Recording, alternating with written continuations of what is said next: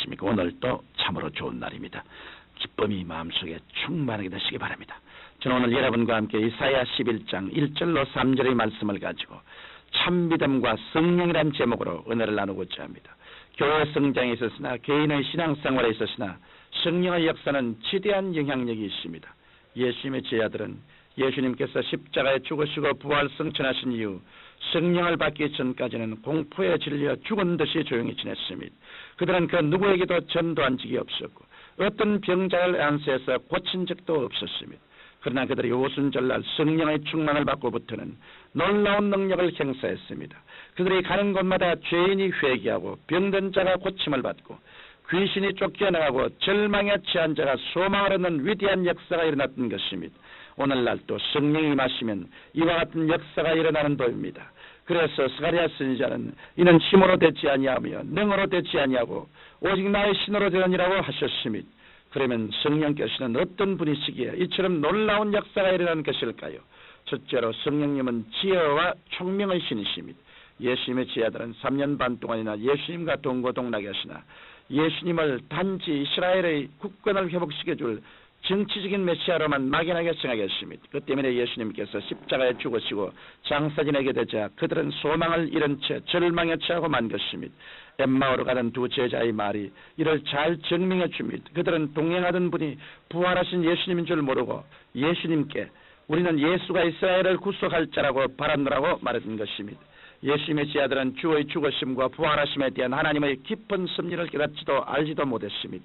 그러나 그들은 오순절날 성령의 충만함을 체험하고 난 후 성령님께 지혜와 총명을 얻어 예수님의 죽으심은 인류의 죄를 청산하기 위한 하나님의 대속의 역사임을 깨닫게 되었습니다. 그뿐만 아니라 그들은 예수님의 죽으심과 부활하심을 통하여 성령의 충만을 받는다는 것을 깨달았으며 인류의 질병과 연약함과 저주와 죽음이 청산되었다는 것도 깨달았던 것입니다. 오늘날 또 하나님의 성령이 우리에게 임하셔야 우리가 지혜와 총명을 얻어 비로소 십자가 대속의 깊은 의미를 깨달을 수 있는 것입니다. 오늘날 많은 교회가 십자가의 대속의 의미를 올바로 전가하지 않은 것은 바로 성령의 역사가 없기 때문입니다. 제가 일본 선교여행 중 어느 목사님과 만나 대화하는 중 저는 큰 충격을 받았습니다. 그는 제게 예수님이 십자가에서 죽어 사흘 만에 부활했든 안 했든 그것이 우리에게 무슨 상관이 있습니까? 또 예수님의 동정녀 탄생이 뭐 그리 중요합니까? 예수님의 가르침만 전하면 되는 것이 아니겠습니까? 라고 말했습니다. 그는 목사였지만 성령의 임재를 체험하지 못한 사람이었습니다. 그는 예수님께서 동정녀로 태어나시지 않았으면 우리의 메시아가 될 자격이 없다는 것을 깨닫지 못하고 있었고 예수 그리스도의 가르침을 단지 위인의 가르칠 정도로 생각하고 있었습니다. 여러분 오늘날 교회라고 해서 다 예수 그리스도의 교회가 아닙니다. 아벨의 재난이 있는가 하면 가인의 재난도 있습니다.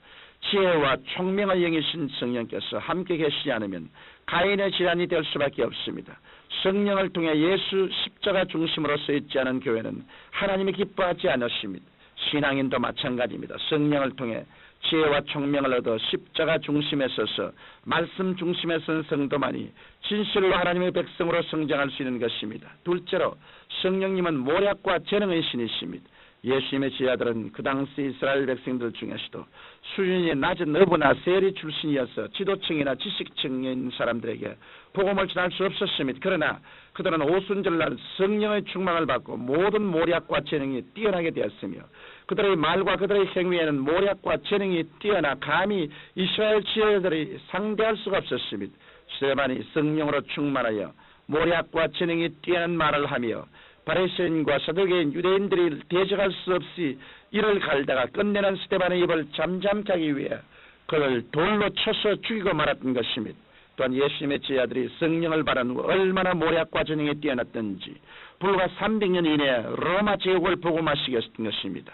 우리가 역사를 살펴봐도 그리스도의 복음이 정의되는 곳마다 성령을 통해 모략과 재능이 넘쳐나 인류의 문제를 해결하고 위대한 문화를 꽃피울 수가 있었던 것을 알 수 있습니다.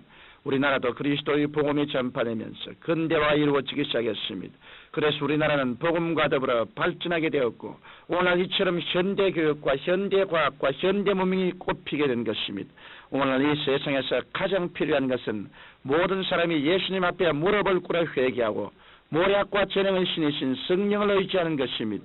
하나님의 영 성령께서는 세계의 문제뿐 아니라 우리 사회, 개인, 가정, 자녀, 사업 등 여러 가지 고질적인 문제들을 해결할 수 있는 모략과 재능을 우리에게 허락하시는 것입니다. 모략과 재능의 신이신 성령께서 우리 속에 영원히 계시니 우리 어찌 이 세상을 승리하며 살아가지 않겠습니까? 이 때문에 성경 신명기 28장 13절에는 여호와께서 너로 머리가 되게 하고 꼬리가 되지 않게 하시며 위에만 있고 아래에 있지 않게 하시리니 오직 너는 내가 오늘날 내게 명하는 내 하나님의 명령을 듣고 지켜 행함이라고 기록되어 있습니다. 우리가 우리 안에 계신 성령님을 인정하고 의지하면 우리는 성령님께 모략과 전형을 얻어 가는 곳마다 머리가 되고 꼬리가 되지 아니하며 위에 있고 아래에 있지 않는 성령의 삶을 살 수 있습니다. 셋째로 성령님은 지식과 여호와를 경외하는 신이십니다. 오늘 세계에는 두 가지 지식이 있습니다. 하나는 학문적 지식이요, 또 하나는 계시적인 지식입니다. 학문적 지식은 감각적인 지식으로서 눈으로 보고 귀로 듣고 코로 냄새 맡고 혀로 맛보고 손으로 만지고 이성으로 추리하여 얻은 지식이요, 계시적 지식은 성령께서 우리에게 직접 주시는 지식입니다. 그런데 학문적인 지식만 가지고는 결코 하나님을 알 수가 없습니다. 이 세상에 사는 사람은 아무리 학문이 많이 쌓아도 절대로 인간의 지식으로 하나님을 알 수 없습니다. 그럼에도 불구하고 오늘날 수많은 사람들이 학문적으로 하나님을 연구하다가 결국에는 하나님을 잃어버리는 비극을 초래하고 있는 것입니다. 성령 고린도전서 2장 10절에는 성령인 모든 것 곧 하나님의 깊은 것이라도 통달하시니라고 말씀하셨습니다. 이러므로 우리가 하나님께 대한 지식을 알리면 반드시 성령의 계시를 얻어야 하는 것입니다. 예수님께서 가이사랴 빌립보에서 제 아들에게 사람들이 인자를 누구라 하느냐고 물으셨을 때 베드로가 주는 그리스도시요 살아계신 하나님의 아들이시니다라고 대답했습니다. 그러자 예수님께서 바요나 시몬아 내가 복이 있도다. 이를 내게 알게 아니면 혈육이 아니요 하늘에 계신 내 아버지께시니라고 말씀하셨던 것입니다. 하나님을 아는 지식은 혈육 즉 인간의 노력으로 얻는 것이 아니라 하나님의 영께서 계시해 주셔야 알 수 있다는 것을 예수님께서 말씀하신 것입니다. 청취자 여러분, 성령께서는 지금 우리 가운데 지혜와 총명의 신으로 모략과 재능의 신으로 여호와를 아는 지식과 경외하는 신으로 와 계십니다. 이러므로 우리는 언제나 성령님을 인정하고 환영하고 모시드리고 의지함으로 지혜와 총명을 얻고 모략과 재능을 얻고 여호와를 아는 지식과 경외하는 법을 깨달아 이 세상에서 승리하는 삶을 살아야 하겠습니다. 살아계신 우리 아버지 하나님이여, 예수님 안에서 넘쳐나오는 성령님의 능력으로 성령님의 9가지 은사가 나타나게 도와주시옵시고 그타 모든 봉사하는 은혜가 성령님으로 말미암아 주어지게 하여 주옵소서. 예수님 이름으로 기도합니다. 아멘.